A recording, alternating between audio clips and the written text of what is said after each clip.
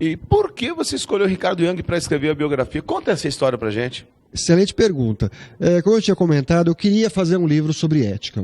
Ética é um daqueles assuntos que a gente fala, né? Isso é ético, isso não é ético, mas muito pouca gente entende do que se trata. Afinal, é o que é.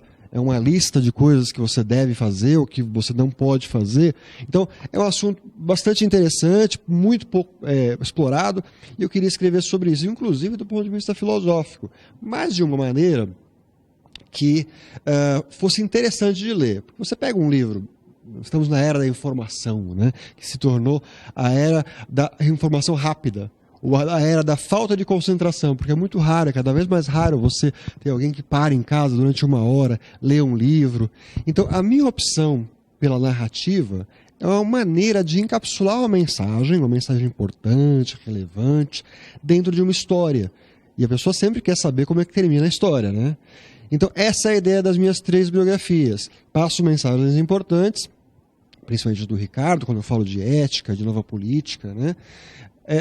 Por meio de uma história.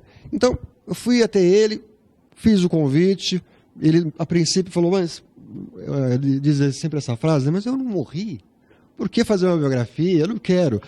Você falou direitinho, ele fala assim, eu não morri, ele tem esse jeitão de falar, né? Continua, por favor. Exatamente. E eu demorei uns 3 meses para convencê-lo, inclusive porque ele tinha já um livro que contava a história da empresa da família dele.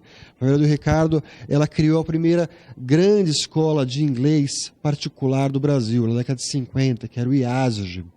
E era uma história muito interessante, esse livro que ele tem, porque o IASG era uma escola incomum. Apesar de estudar inglês, era uma escola que gostava de falar da cultura brasileira, discutir, inclusive, meio ambiente. Já naquela época, década de 60, 70, já eles começaram a falar disso, do verde, das florestas. Então tinha uma história interessante aí. E eu descobri que ele tinha uma história espetacular de desenvolver um novo pensamento. Ele fundou o Instituto Ethos, né, que trata da ética, né, na sociedade.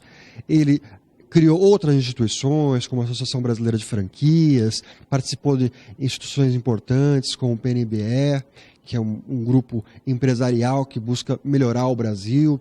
Então, a história do Ricardo sempre teve esse tipo de desenvolvimento.